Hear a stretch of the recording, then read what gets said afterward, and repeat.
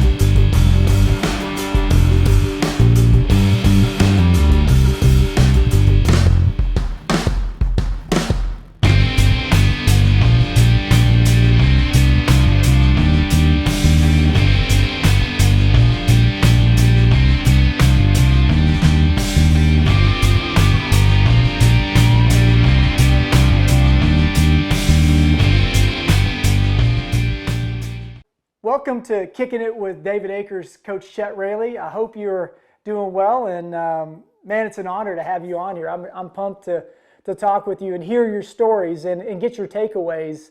But can you kind of kick me back to your childhood and kind of where you grew up, kind of the background you have? Because, you know, for people that have actually been in the water while you've coached, we get almost parable coaching from you. So I'm really curious to hear where that all came from, but if you can kind of start from the beginning, that would be awesome.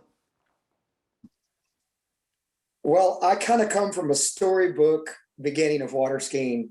I started skiing when I was 5 years old. My parents, apparently, they thought my dad was abusing me because I didn't want to ski. So he threw in the water, and it came the proverbial time you're going to kind of ski back or swim back kind of conversation. And crying, I started skiing, and Dad said it was a hard start, but by the time I was 7, I was dragging him out the door. And my first tournament was about 7 years old. So I've been doing this a very long time. My dad was the inspiration behind my skiing. He loved the sport. He was passionate about it in every way. We started skiing in the upper mouth of the Chesapeake Bay. So I'm a 3-region skier. I've lived in the South Central, and the Eastern region. And Dad he was a thermonuclear physicist. So we lived on the mouth of the Chesapeake Bay, right off of Aberdeen Proving Ground. And before I could blink, we had 4 slalom courses in every little cove and nook and cranny there was. And we were going at it. We were barefooting and skiing and flying kites and riding discs and skiing and ski shows, and we were immersed. So from the time I could walk, time I could breathe, my dad had me water skiing, and Dad and I flourished in that atmosphere for so long. I miss him to this day because he was my confidant, my dear friend, and the mentor to my skiing. Well, and again, we're sorry for your loss on that. I know that just happened recently. But again, those are the memories that you have that have been so successful, embedding in your mind I mean, all the childhood memories of your dad, who was your mentor basically. Now, I was talking to Regina Jaquez not too long ago, and she said at the age of 6, she was skiing better than her dad. Similar situation for you?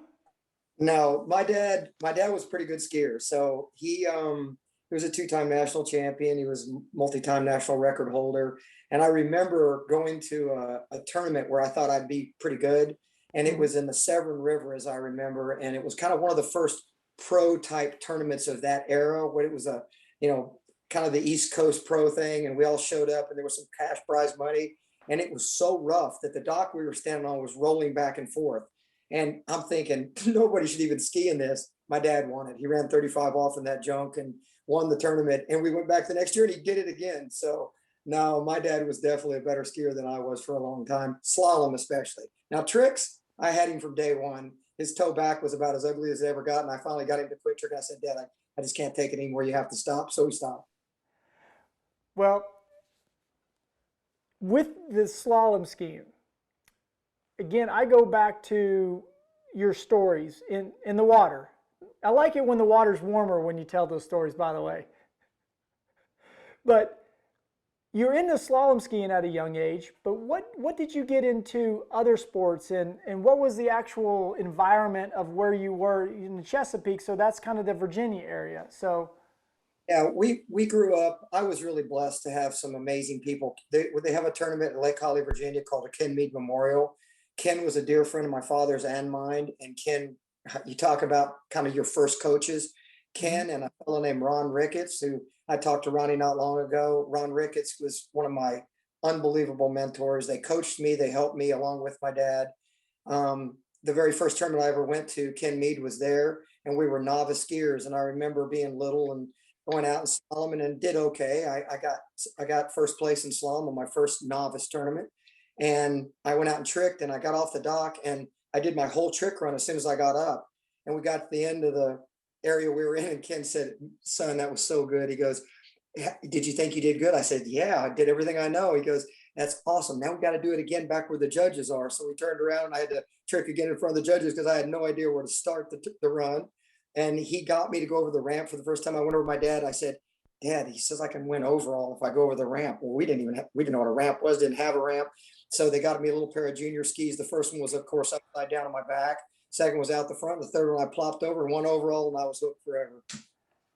So So I've had great coaching. I've had amazing mentors. it's obvious. And kind of going through the tricking, did you do much barefooting as Yeah, well? we barefooted a lot. That's kind of my dad's beginning. He loved sliding off the beach on his back, doing a beach start, and the humble beginnings. My grandmother telling me about going out behind an outboard and him beating himself to death trying to barefoot. And back then we stepped off. In fact, there's a guy that's still very much involved in the sport, especially in the South now, named Bill Winter. He's a judge, one of the most best announcers I've ever heard. And Bill was a judge back then for barefooting. And my dad, my mom, and I all went and got our minute ratings, where you get a 5-minute, 10-minute rating. We barefoot, for 10 minutes straight. And we learned to get, tumble turn and 1 foot and towing the rope, and then eventually a 180 once in a while and bust our head. But we learned to step off. So we learned it the hard way, the good old fashioned way, where we busted our heads and had a blast doing it. Wouldn't trade one single day of barefooting. It was a blast. So 5 to 10 minutes on the water, your feet have to be just smoking. I was about 100 pounds back then, soaking wet. So maybe for my dad it was, because he was a full grown man, but I was a 10-year-old boy when I got my 10-year-old 10-minute rating. So for me, I think my feet are okay. Besides the thrill of the whole thing, it kind of kills off all the pain or whatever you're going through, like most other sports you do when you're having fun. So kind of along with that, you've got your water sports group that you kind of grew up, but didn't you wrestle as well and were into martial arts? Yeah, I had a wrestling coach, Richard Slutsky. I hope he listens to this, because I don't even know how to say thank you to Coach Slutsky after all these years. He was a Syracuse wrestler, amazing. He walked into a little high school in Aberdeen, Maryland, where we didn't have much of a wrestling team, and he turned it into a bit of a dynasty. And to this day, it's a very successful program because of Coach Slutsky. He taught me things that most young men don't learn until they're much older, if they ever learn in a lifetime. Taught me how to persevere. Wrestling is, as you probably know, is a very intense sport. 2 a days in football are tough. 2 a days in wrestling, I thought I was going to die. Um, the weight loss at times back then, I was about the size I am now. I wrestled 126 in high school, and I went up a little bit in college. And I loved the lightweight classes, but it was grueling, and it made me a more dominant man throughout the rest of my life. I know I can go without eating now if I have to, and I know how to train. I know how to work. And those, like, my coach walked into me the very first day. He grabbed my wrist. I had good sized wrists, so he thought that was an attribute. But after he got to working with me, he said, "You're not the most gifted athlete I ever worked with." I'm like, "Yeah, I know." He said, "But you work hard, and that can go a long way." And I think that's true in the sport of water skiing. And I've carried that in. I call water skiing a sport where ordinary people can do extraordinary things, because if you put in that wrestling style work ethic and you get in there and you dig in and learn, anybody can be pretty successful in the sport if you really, really want to get good and you want to learn and you want to work. Chet, that's a recipe for success in life.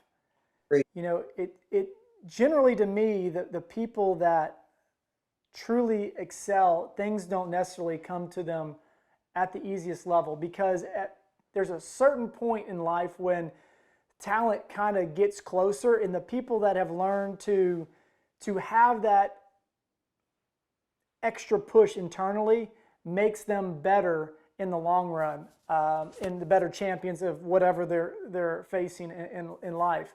It seems like the ones where they have the natural ability, like, man, they have it.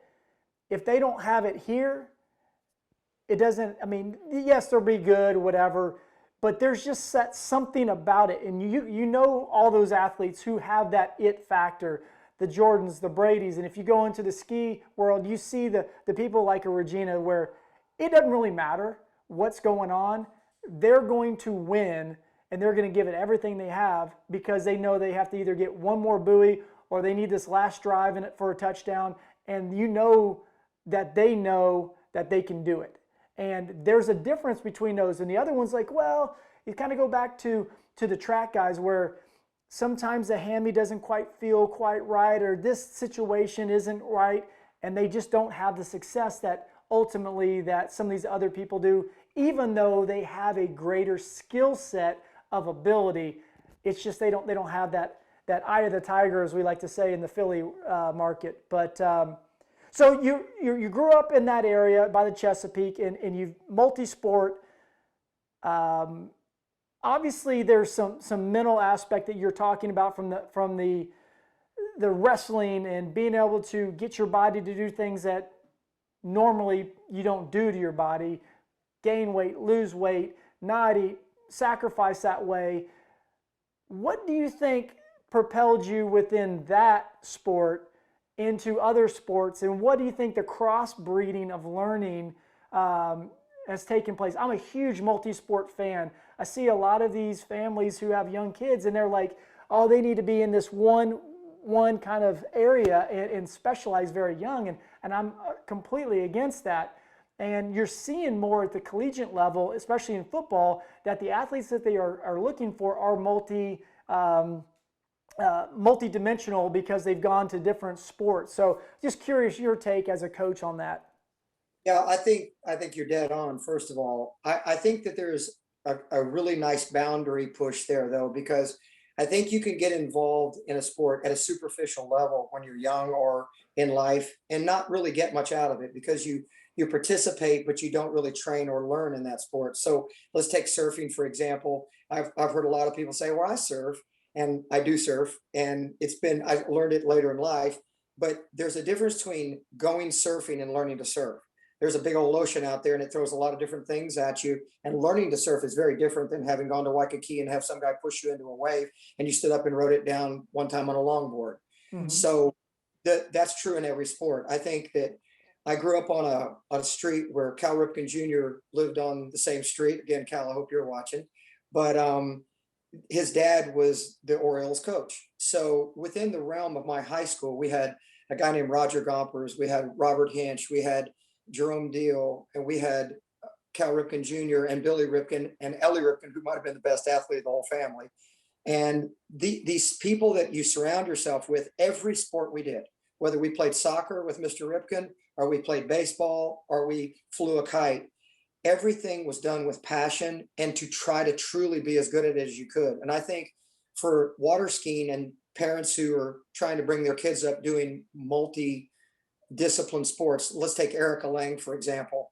Her gymnastics background absolutely, as she self-confesses, was beneficial to what she does on the water today. The Regina Drive, somewhere in a gym, in a basketball court somewhere, you had to push hard and you had to learn dribbling skills with both hands and shoot with both hands. And you had to go against a defense that was trying to stop you whether you're a point guard or a center. And those attributes and those skill sets of balance and timing and rhythm and discipline and hard work, they carry over. And if you bring those to water skiing, man, you're ahead of the game to begin with. Well, I brought a lot of passion to water skiing, but I don't have that skill set that they have, that's for sure. But, oh, your podcast before, and I've heard you say that, but really, if you do what I've been doing for all these years, your learning has been pretty accelerated. You're learning pretty quickly. People spend a lot of time trying to develop some of the skills you already have pretty good success at. And I know you're like the Queen song, you want it all and you want it now, but you've come a long way and you've come pretty fast. In the annals of most people's sports, learning's not quick. From the day you put your glove on the ground the first time and field a ground ball to the day Cal Ripken catches a fly ball coming at him on a line drive, they're far apart, and yet they're not so far apart. You've come a long way quick.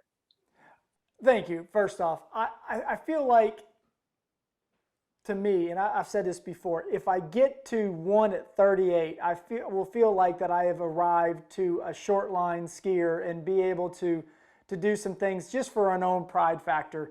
The problem is, Chet, as I ski with people that are just way more talented than me, so you just don't feel like that. It's like, I guess some of the guys I go out and kick, and they're struggling to kick 35-yarders, high school kids, and I'm back hitting 55-yarders training different things. It's just, it's relative to what your abilities are.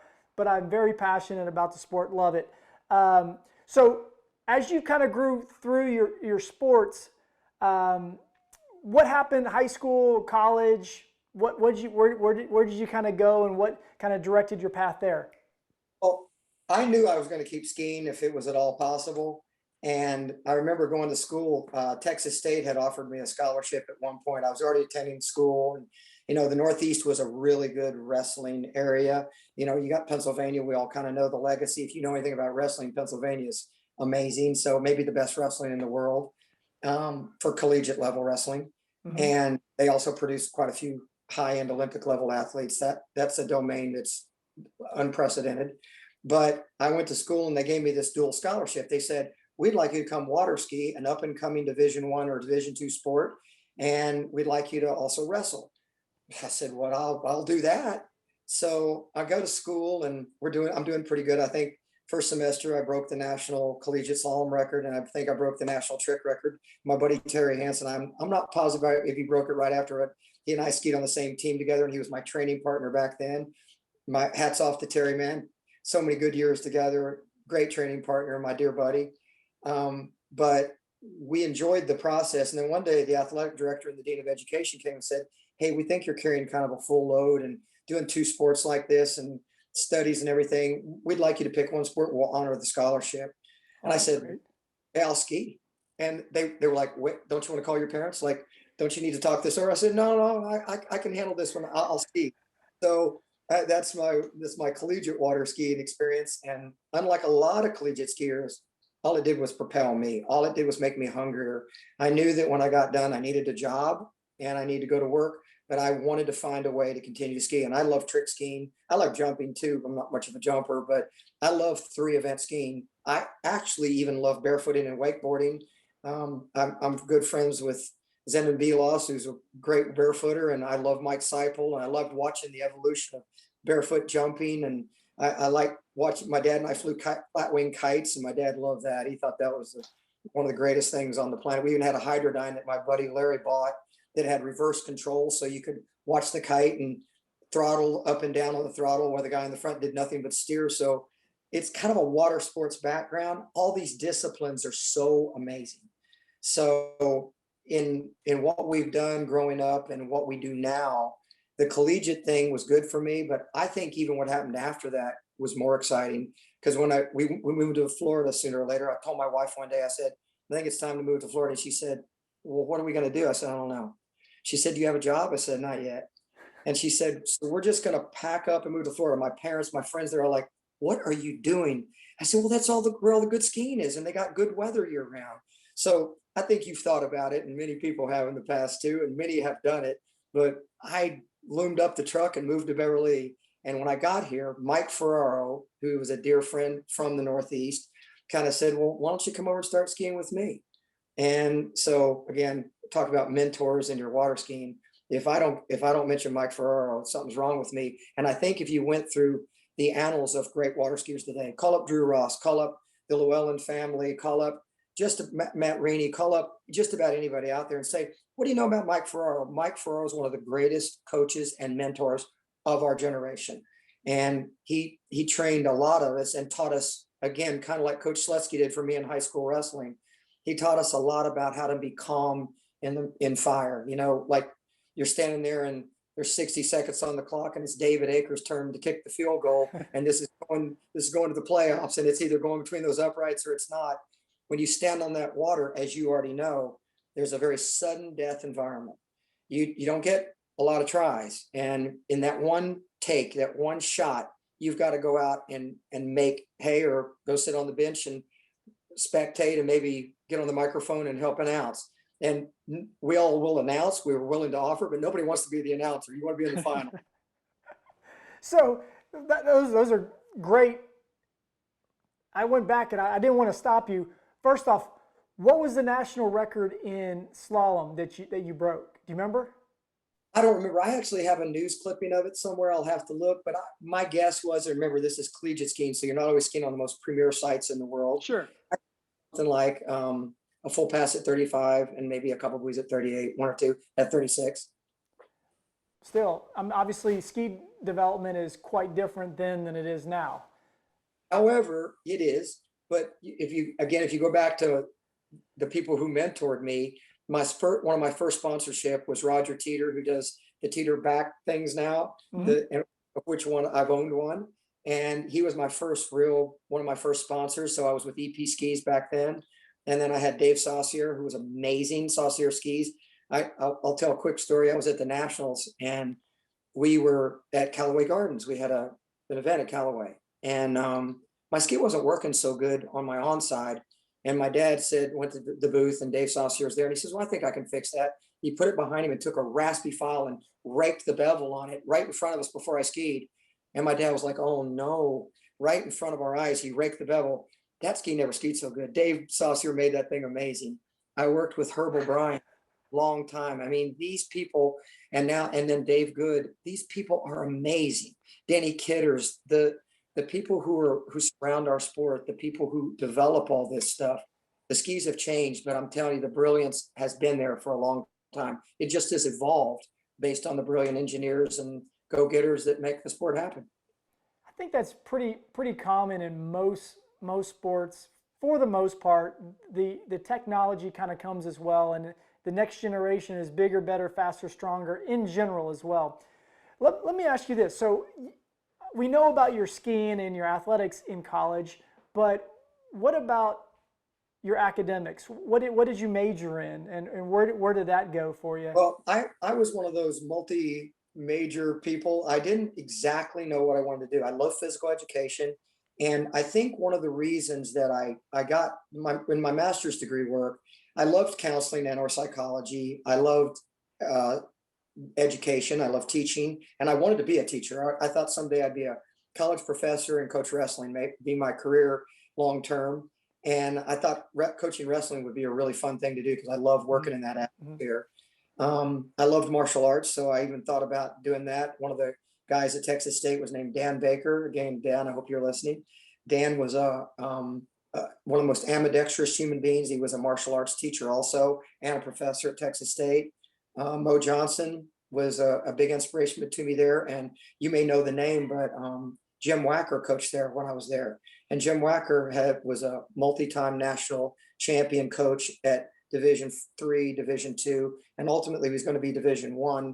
There were some shenanigans with the school he was to go to with alumni, and that was kind of the last year he coached. But wherever he went, they called him Wacker backers. And I took every class from Jim Wacker that I could take, and he taught me a lot about how to be a good man while you coach, to not just be a coach. He taught a lot about how to be serious in what you do, to not, if you're going to be a coach, don't just, if you're going to be a water ski coach, a wrestling coach, a football coach, don't just be a coach in name. Be a coach that actually helps athletes improve in every aspect of their life, whether it's their skill set in becoming Super Bowl champions, or whether it's in being a better man or a better father someday. Try to be a mentor in their life because you're given a platform at that point.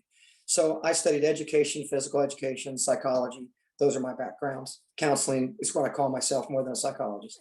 And the reason why I ask that, because it's very noticeable out on the water, watching you interact with your athletes, and I say this kind of in the intro, basically talking about your energy, whether you're talking about a high level, top tier athlete, or a weekend warrior Wally person like myself. Like, you have different categories of people, but your energy and the amount of time and effort is the same throughout, whether it's the first person in the morning or the last person in the afternoon. And it's quite evident of that. And there are, in my little research about who you are as a coach, I was able to find quite a few. He's the best. You got to go see him. Whether you're a kid or an adult, this is who you got to go see. Now, I'm not saying that there are other good coaches out there, but there are coaches that people connect with at a different level, and it's obvious that you definitely put that counseling and the psychology of human behavior to work out there on the water. Let me ask you this. So you've gone over some of your mentors. You've gone into your college life. You're married. Your wife Sherry, and you all pick up and you move to Florida. Has anybody ever asked you, like, why water skiing? Like, why do you want to water ski? Why? People ask me, like, why do you get out there and do it? So I want to ask you, like, why do you do this? So I think there's water people, there's mountain people, there's lake people, there's a whole lot of different styles of people. And maybe it's where you grew up, maybe it's what you did, maybe it's where passions lie. I like the sun and the fun. But I was asked this question one time. There was a reporter who asked me, he said, he didn't water ski, he didn't do any water sports. And he said, who would gravitate to this sport? And I said, well, I think it's people who like to be propelled.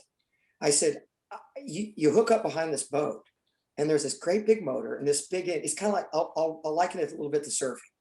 When it's a 2-foot wave, that's cool. It's fun. I like it. It's enjoyable. I like being in the ocean. It's fun to watch the dolphins jump or the tarpon hit. And it's a blue ocean over here in Florida. It's greenish blue. But when a wave gets to be 10 feet, that's a whole different ocean. There's this big multi-million gallon wave rolling in on you, and you paddle a few strokes, and if you're fortunate enough, you tap into that energy and that wave propels you. You step on the top of a mountain, when you drop those skis over the edge, that mountain propels you, that gravity goes. In water skiing, when that line goes tight, that boat, if it doesn't stall or give out, you're going to go. And then when you point it perpendicular to the boat, it really goes. And I think there's a few of us that just dig being propelled back and forth across that lake. And I happen to be one of them.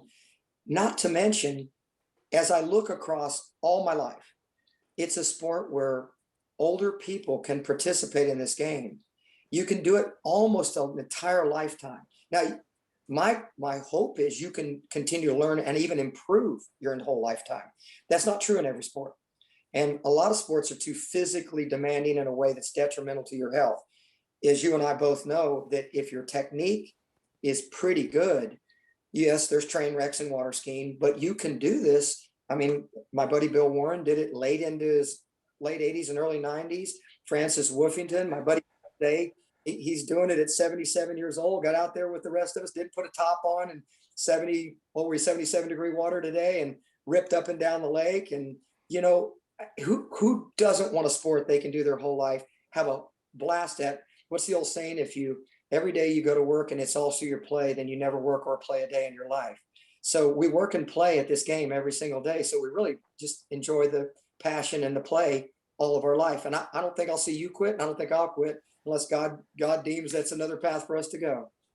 Well, that's my goal as well. I just wanted to hear you say that because we've had that conversation before, but I think you do a pretty eloquent way of sharing with people, because it does open up pathways. If people get out and they feel that and they like it, it is an adrenaline rush, but it also brings out the competitive nature in you as well. So and has a great community, as we both know.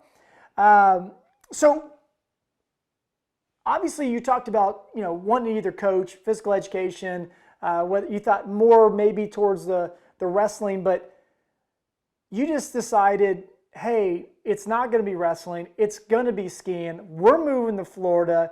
You go down to the West Palm area. Is that where you've always been, down there? Okay. Oh, that's fantastic.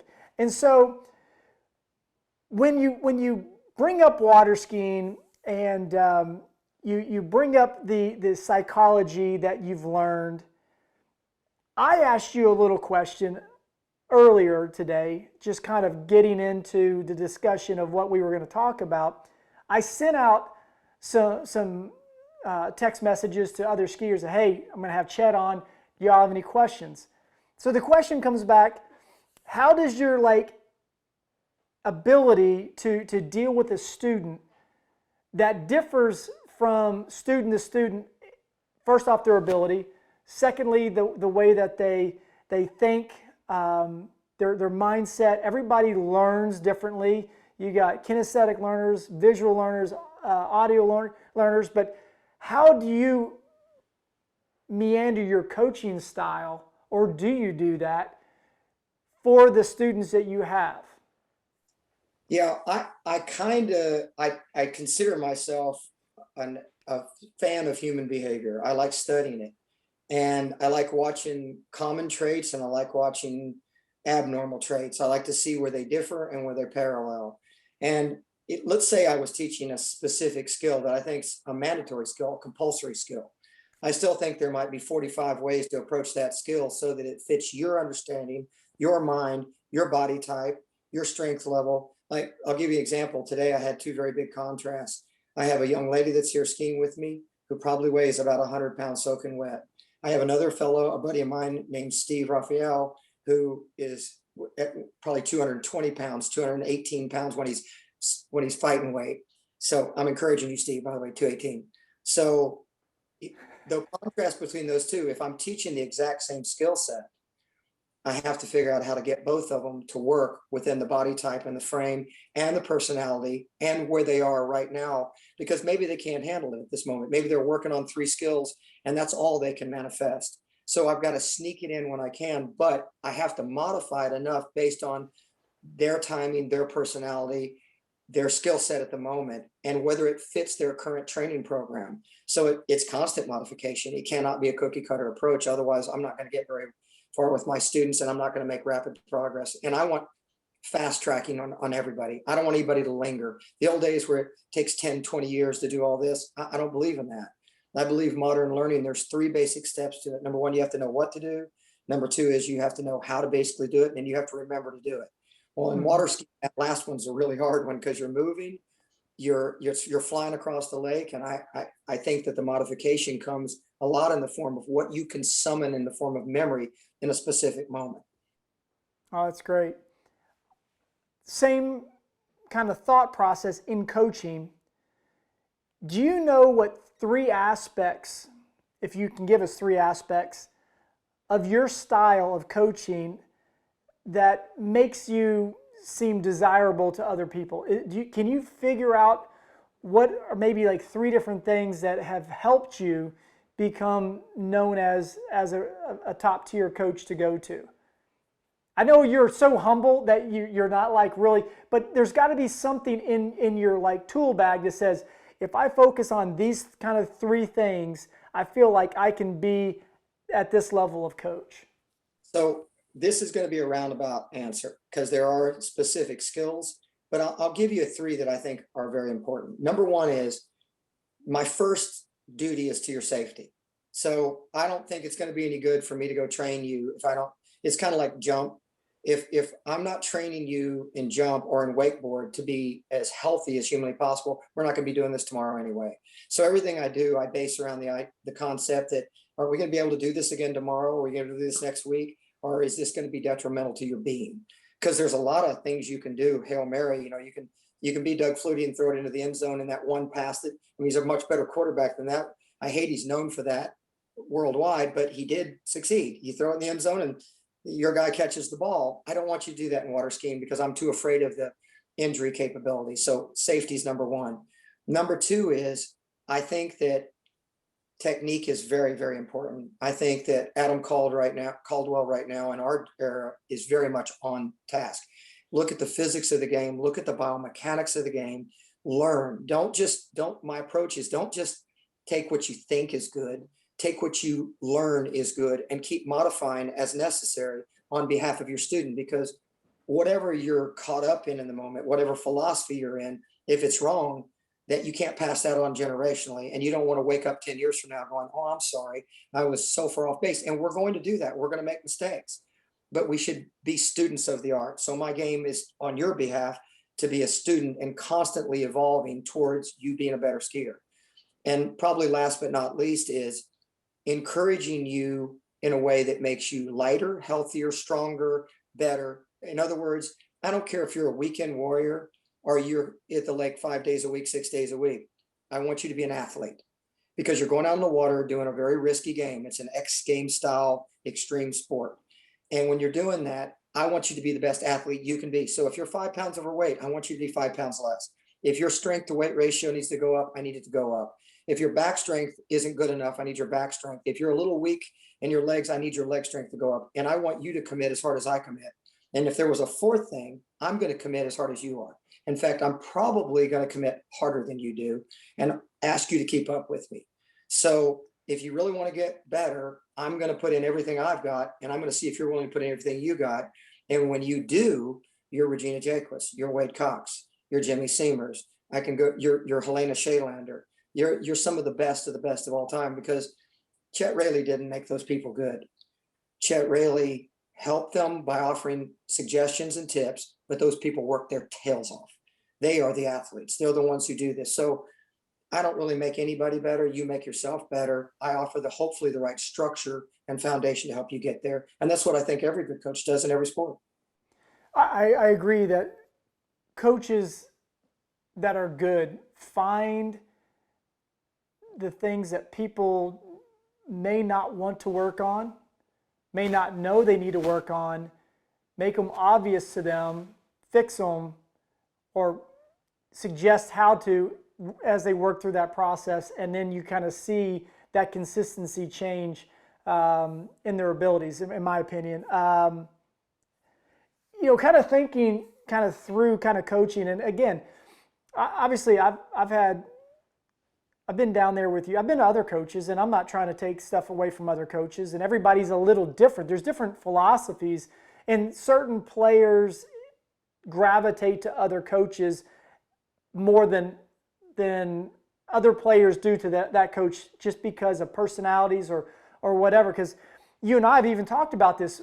My special teams coach, John Harbaugh, was a guy that would get in your rear, man. I mean, I'm telling you, he would flat out let you have it, and we would go to confrontations at times and be like, oh my gosh, like, find another kicker, that type of deal. But then I would go in to eat lunch or something like that. He'd sit down and be like, hey, Dave, how are you doing? How's Eric and the kids?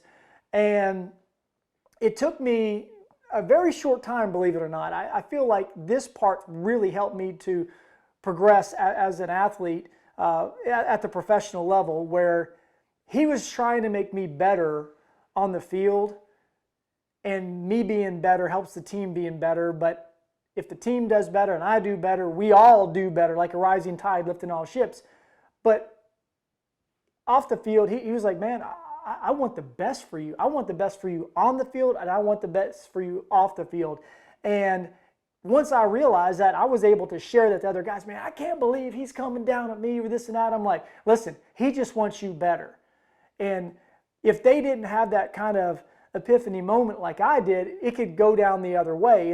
And you hear, I mean, coaches ultimately want the best out of their players, because that makes them more successful in their own right. More money going up the coaching chain, all that, right?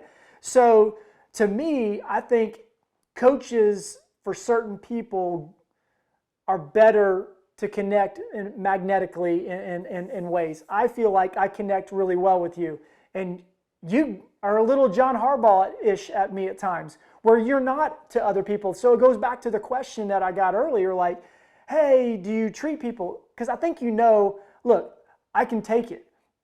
This has been my whole life, and I know you're not a big video guy, but you know that that's kind of one of the ways I learn. I have to see it. I have to feel it and see it and make those connections. And you're like, I realize that, and we're good with that. And matter of fact, the last time I was skiing with you, I asked you, and Shelby Koch and Paul Turner and I, just the night before, were saying, David, if you could go through a checklist of 1 to 10, things that you would like to improve on, what is the number one thing? And so we had this discussion, and I said it, and they're all like, well, absolutely, that's what you need to work on.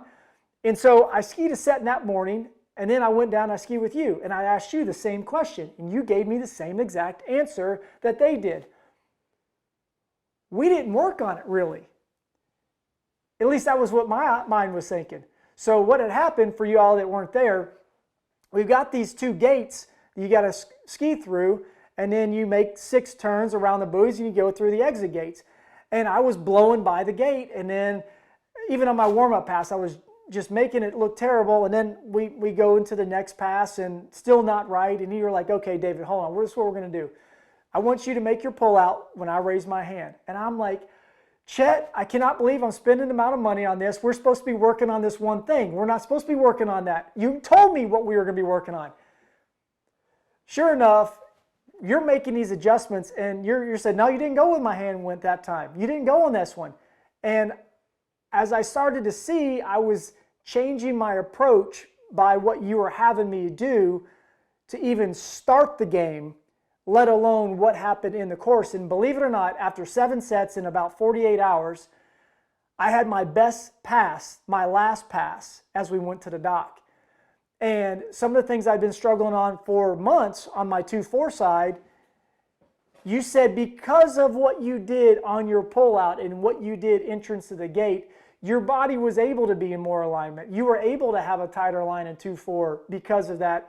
And it goes back to, yeah, it wasn't perfect, but it was a significant increase, but it was by a way that I wasn't even thinking about addressing.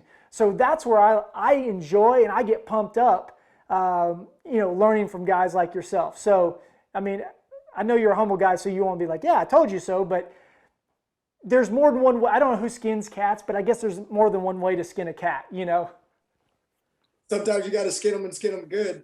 You actually, you're a very good student, but you're right. The demeanor with different students the outcome's the final result, right? Whether we get that rhythm, we get that good 2-4, you get the gait tempo to where Andy Mappel said it this way for the water ski fans out there. He said, especially with zero off now, he said, you could on a gate, you could ski really good, but put the boat in a bad rhythm. And no matter how good you ski, the boat's in a bad rhythm for about first three buoys. He said, or you could put the boat in a really good rhythm, and no matter how bad you ski, at least the boat's in a good rhythm for about 3 buoys. So when you get your gait really good and what you did, and you go through the work, not even really knowing what the outcome's going to be, and then get the final outcome, I think at the end of that, that's the best way to get the athlete to buy in. So at the end of that, it's like, wow, you didn't have to do an insurmountable amount of work. You just had to pay attention to a mark, a pull out tempo, and all of a sudden you get a result that goes all the way through the pass. Well, again, I'm old, so lots of people in my head over years, but Andy Mappel's comments on the boat's rhythm play into your successes. So really, you're giving me the accolade. That's really Andy Mappel's coaching. So, Well, you were actually telling me that when I was in the water. But people, if you're watching this and you're not a skier and you're like, well, who's this Andy Mappel cat? He was the guru. He was the ski guru. Like, and what Chet's talking about here is zero off. And it's basically the GPS system of the boat and how the boat is reacting. If it's got to go for me at 34.2 miles an hour down the lake, at me at 180 pounds or 175 pounds, if I load on the boat, me leaning against the boat is going to make the boat increase its speed to keep up, so I'm not slowing it down. It has to maintain at 34.2.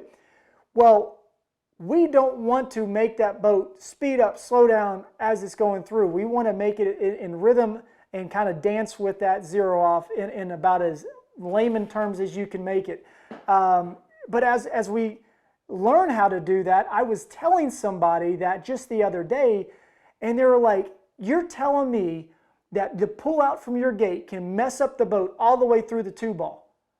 I was like, well, that's what I've been told. I heard that was from Andy Mappel to Chet Raley.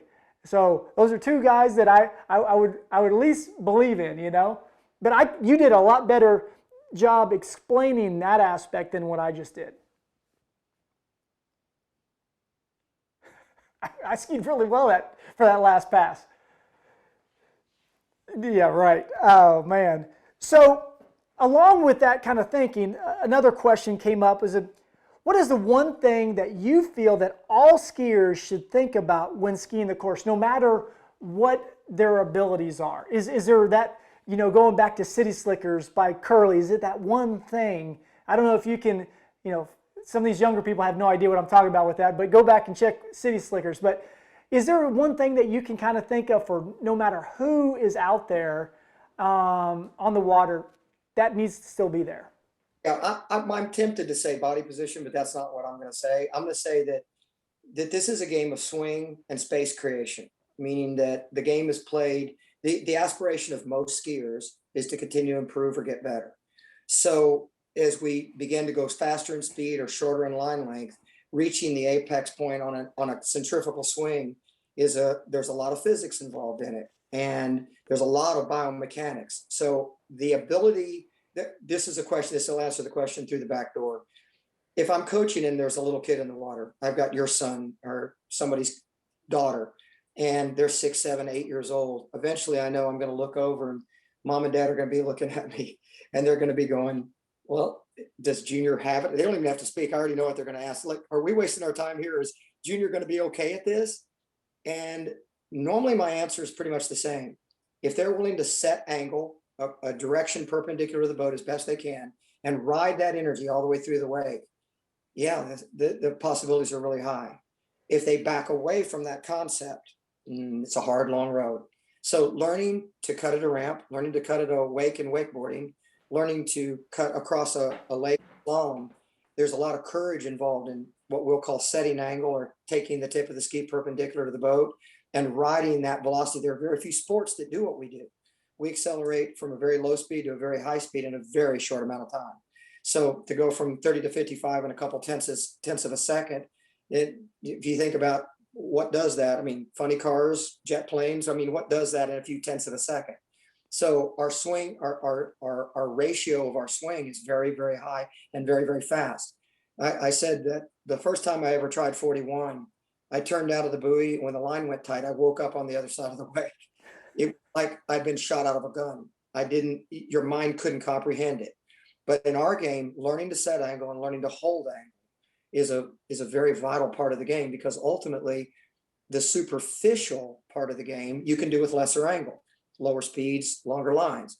But to aspire towards greater things, I'd say that might be the most critical element.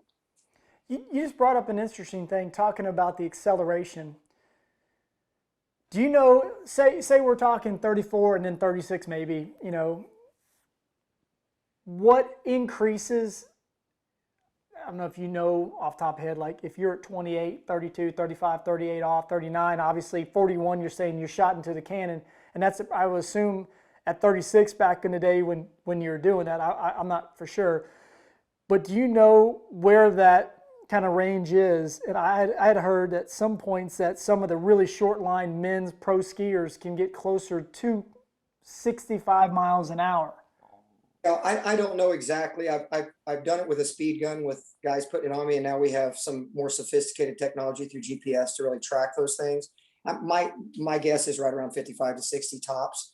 I haven't written down for some of the speeds they attained.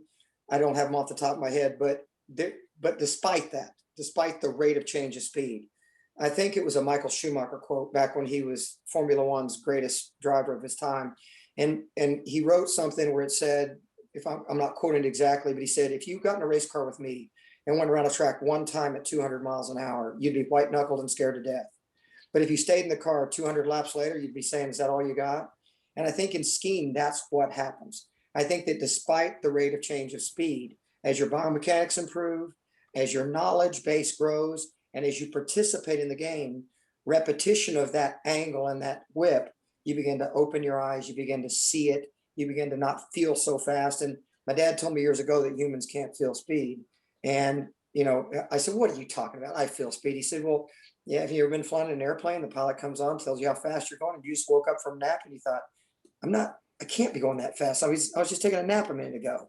But we feel all the things associated with speed. We feel the thrust, and we feel braking, and we feel wind against our bodies. We feel so many factors that represent speed. But in reality, once you kind of disassemble those factors through your technical advantages, a lot of that sensation of speed goes away, because I guarantee you that Freddie and Nate and Thomas DeGasperi and all the God greats of all time, that when they hook up, they'd say, no, it doesn't feel that fast to me. And yet you watch it on video. I have a video of Nate from behind. It was on during the Malibu Open. They shot this promotional video of Nate from behind. And when you see it from behind, you go, no one should do this. It's so fast and so much energy. But the guy riding the line, he's loving this energy and he's enjoying it. It's not threatening. It's not scary. It's like going to Disney and they don't strap you in. It's the best ride on the planet. Again, I'm everybody on the planet doesn't water ski, aren't you? Well, let's take it down that road. Back when I was a kid, I watched it on ESPN. I thought it was a fantastic way to watch on Saturday nights. Now, obviously things are a little different now. We can get stuff instantly, and they would condense an entire tournament. But as a kid, I loved watching them jump. I loved watching the trick in the slalom skiing. It was, as you're talking about the Shaylanders of the world, Andy Mapple, the LaPointes and those guys. And then on the female side, Dina Mapple and Christina Overton and, all those. I mean, I watched those as a kid. Now, I wasn't a part of it, but I watched it. For me, it was something that I was like, oh, that would be really cool to do. And honestly, it was kind of one of the things that I skied as a kid behind a 22-foot cuddy cabin Sea Ray. I didn't know what I was doing, and we all had one ski in the family, and we just shared it, right? And I realized it's completely different, even to the point where if I come, when I first went down to you and really kind of learned how to make adjustments to the fin, I was like, 5 thousandths, what is that going to do for me? And what if I move, a 1/16 of an inch for my bindings? What is that really going to do for me? Is it really that big? And whatever. And then the first time I actually did ski with you, you brought out all these different fins and put them on because I was terrible at turning my 1.3. And you said, man, just go ahead and try it now. And then all of a sudden, I was able to turn my 1.3. And then I got to the point where I learned to turn, then was able to go back to a different, a normal fin basically. And it was kind of like the Band-Aid. You helped me learn, again, different ways of teaching. But I really wish that there was more of this back on TV. I think there is a fan base that is wanting this. And ESPN, if you're listening, you have a fan base of people who would watch this over cornhole. I'm just telling you. If you edit water skiing correctly, like if you go to a tournament, my wife probably wouldn't go sit through a whole tournament again the rest of her life because I made her sit through so many when we were first married. But there is a boring factor to repetition. But that's true with watching a kid soccer game too. I mean, it don't get me wrong, it's fun. And if you've got a kid involved in it or your friends are there, it's fun to watch. But a lot of it is boring and monotonous if you sit there through the whole thing, watch every second of it, unless you're a fan. And you can make fans out of people. Herb O'Brien one time told me, he said, I can make anybody famous. He said, if you do the right marketing, the right editing, and a lot of sports have done great marketing and great editing. If you look at the phenomena of X Games right now and how good a job they did when they first brought it out, there were a whole bunch of kids sitting on the sideline that didn't play football, and didn't play basketball, and didn't wrestle. Mm-hmm. And they love skateboarding or they love snowboarding down a hill, and they captured that market. And water skiing falls in that genre of sport. We're an extreme sport.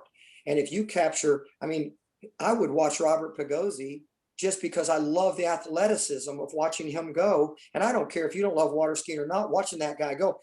I think sometimes back in the old Chuck Stearns day, we ought to make them all ski without vests on. I'm joking. I don't want to get hurt. You know, these are muscular, strong, lean, powerful people doing a sport exactly that are just freaking phenomenal. And they stand on a little 2x4 on a balance beam, whipping across the lake at 55 miles an hour, 60 miles an hour. If you tap into that, it's an amazing sport. And that's true with trick skiing and jumping. I mean, if you've never sat in the boat and watched Ryan Dodd, Freddie Krueger, Jarrett Llewellyn, Scotty Ellis jump, you are missing something, because it's one of the 7 wonders of the world. I mean, to watch that guy hit the ramp at Mach 9 and go that far, that high, and with that much intensity, that's an athlete's athlete. He is Tom Brady of his sport. He is that. And you know, people just don't know it. They just don't realize what's involved. And again, if everybody knew what you and I know, we'd have too many skiers. We just have too many. We have to kick them off the lake. They'd just be too many. Then I wouldn't be able to get a spot when I wanted to come down to see you. So kind of talking earlier, you were talking about age, and it kind of brings me back to another question somebody asked. Said, as an older skier, how do you stay in shape enough, because you ski every day but Sunday basically. And these guys are like, how are you able to put your body through that 1-2 sets a day, where obviously people are trying to ski 3 or 4 times in the summertime in a week maybe, or as much as their business will allow them to do it. But how do you feel like at your age, not you're a spring chick, but you know, you're definitely not up there yet, and you're still skiing into 41 off. So, and trying to progress deep into that, if not get all the way through it. So what do you think where that comes from? Well, I think there's a few things. Number one, you have to have a mental attitude. You know what bricklayers do? They lay bricks. Yeah. You know what I mean? He twists wrenches, man. So sooner or later, you got to just say, I know in today's society, we're enamored with rest. Everybody wants to rest. And I believe in rest. I believe in keeping a healthy body, but I also believe we're designed to work. And I think our bodies are really good at work. And when you get them used to work, when you play football or you go into the gym, if you go into the gym on a regular basis, there's a lot of world-class CrossFitters that work harder than most people can comprehend. And when you get in a rhythm of that, and then you apply good technique to that rhythm, you really can do things that most people don't think you can do. Now, if you're willing to go out and hack and thrash, and you're going to beat your body up, you won't endure that. That over time, you're going to have to rest. You're going to have to heal and recuperate. But if you eat good, and I believe you better be going to the gym, I believe you better be getting in there. And Regina's podcast with you, she commented on this in a roundabout way. You ask her about her gym work. And one of the things she said was, well, I jump. I've got to be able to endure a crash. I don't jump. So what I would say is I have to be ready to endure trauma. In other words, when things do get heavy or when things do go a little past, I've got to have a levator scapula that will not give out easily. I've got to tie all the muscles in as best I can. So to get in the gym and work out solid, not just go in superficially and go through the motions, but to make gains and to train like an athlete. Again, eat like an athlete, sleep like an athlete, train like an athlete, vary your workouts, test every part of your body, get strong in every part of your body, and don't settle. So as you get older, I think my generation had a good work ethic, meaning they go to work and they do the job and they provide for their families.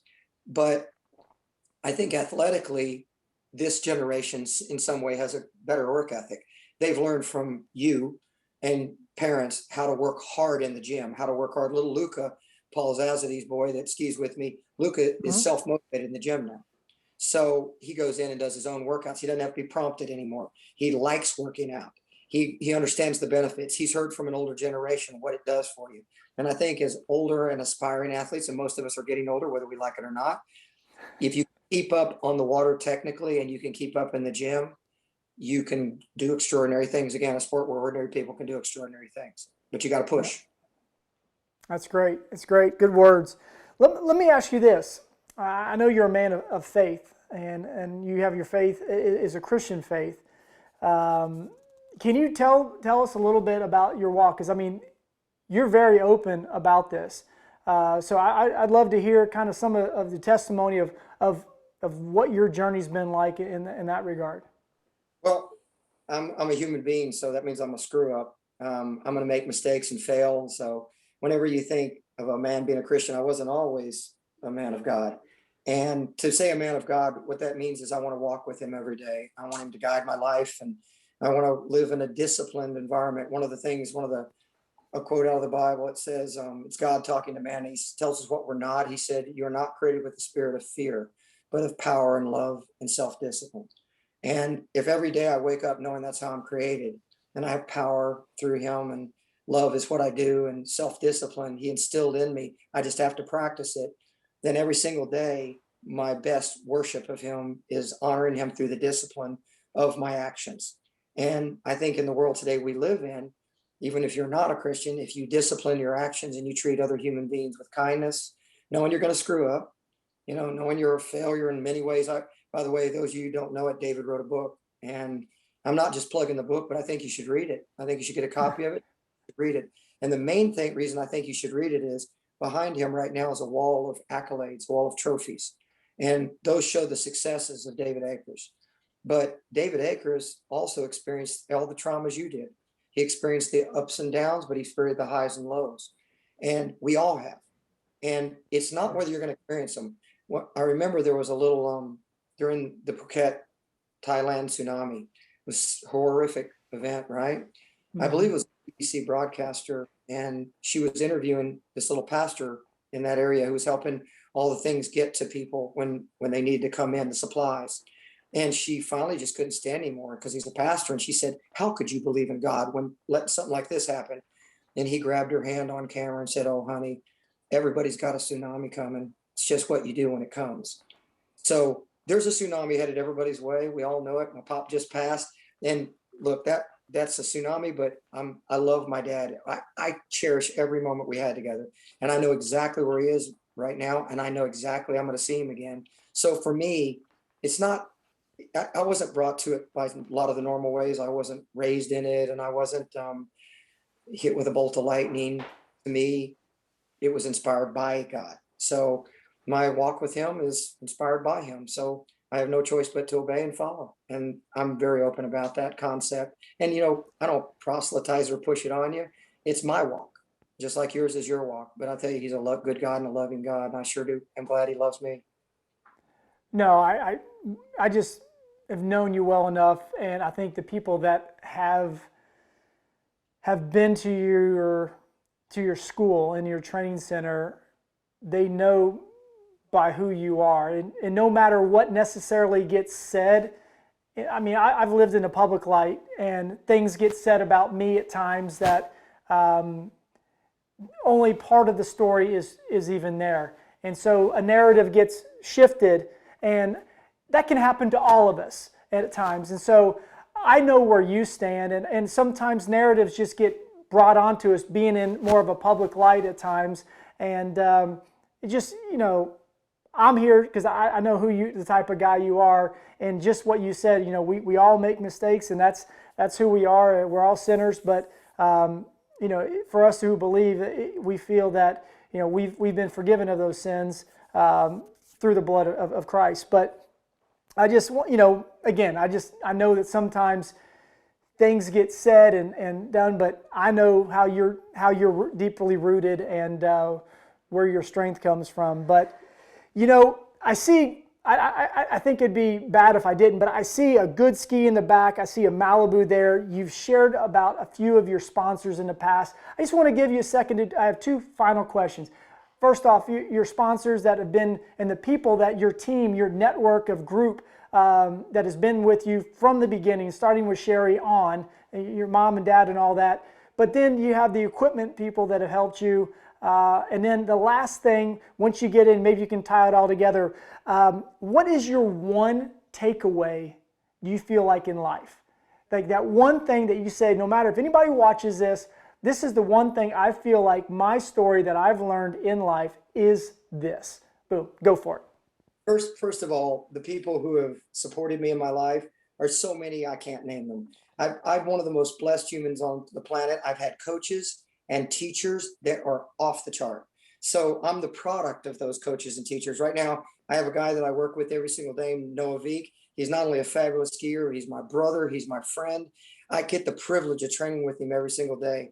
And I got to train with Wim Decree for a long time. I skied with Kyle Eade, Mike Ferraro, both Llewellyn brothers. And I love my brother Craig, who's not with us anymore. And he was my dear friend, my dear brother. I miss him every single day. And shouts out to Krista. I hope you're doing good, girl. That's his wife. Jared, his brother. We all kind of just flourished in this water ski environment, this community. For those of you who don't know about water skiing, and there's the fun water skiing, there's the lake water skiing. Let me tell you a little about tournament water skiing. It's community. We go and we ski for a few minutes on the water. The rest of the time we hang out together. It's community. We all sit around and shoot stories and banter and give each other a hard time and laugh and cry. And we know each other's kids and wives and families. And when you know that across a region, and then you know that across a nation, and then you cross a world. If I say hi Chantal over in England, or if I say hey Merlot over in Italy, or hey Geraldine Jamin in France, or hey Valerie Jacquier over in Switzerland, that's our community. There was a guy from the Orlando Water Sport or Orlando Magazine, first tournament of the year this year. COVID's going on. Swiss put on a tournament. I was like, there you go. Clint Stottlebauer and the boys Clint and Benny putting on a tournament. And he asked me a question. He said, when you come to these things, are you nervous? And I said, nervous? When I step out of that car, I'm home. It doesn't matter where in the world I go. I step out and it's a bunch of like-minded people who step onto that water and put their boots on, and we go out and we give it a go. And it doesn't matter if I'm at the lake, if I'm at a recreational facility. That's our camaraderie. That's our community. So all you kids out there who love your community, this is a community. And if you ever want to be part of it and don't want to sit on a computer just texting, come join us and we'll do it in real life and in person. So you don't have to sit home. You can come join us on the water. And if I get you going, you will love this game. And whether you wakeboard, you trick, you slalom, you jump, I don't care what you do. Get on the water and do something fun, or get involved in something, do something fun. So I hope that kind of answers the first question. The second part of the question is, whatever you're doing, the summation would be passion and do it well. Don't just do it superficially. The old conversation, jack of all trades, master of none, master of one, or maybe master of many. Now, I know a guy sitting in front of me who mastered kicking a football, and now he's trying to master one. He's not stepping into it halfway. He's trying to be really good at it. And that's his modality. That's how he does everything. That's how he touches his faith. That's how he raises his kids. That's how he loves his wife. That's how he treats his friends. And that's what we better all do. And in a world that can look pretty crazy at times, if we all do a little bit of this, it's pretty amazing what we might accomplish. So we start on the water. You and I, our platform now, you're not football anymore and I don't wrestle, but we do get on the water, and this is our platform now. And you have this podcast. So this is our ability to express some of these concepts and these views via the internet or through the airwaves, whatever this thing is we're doing right now. And I hope there's a whole water ski world out there and a non-water ski world that listens to these concepts, gets out here and joins us. We do an amazing sport, and we do it with each other, and we do it fun. We wake up every day, joy stuff. Some of the times the most difficult decision we make in a day is, are we going to wear a shirt to the lake today or not? And we hit the water as joint brothers and sisters, and we love it. So passion would be my word. I love it. That's the takeaway we're going to have here is passion. And thank you, Chet, for kicking it with us here today. And I'm going to be kicking it with you next week down in sunny West Palm. I'm going to be down with a couple of friends and hopefully being improving a little bit of what we worked on the last time down there. But again, I can't thank you enough for being on here. What you always show to your people. First off, you're extremely humble. You work your tail off.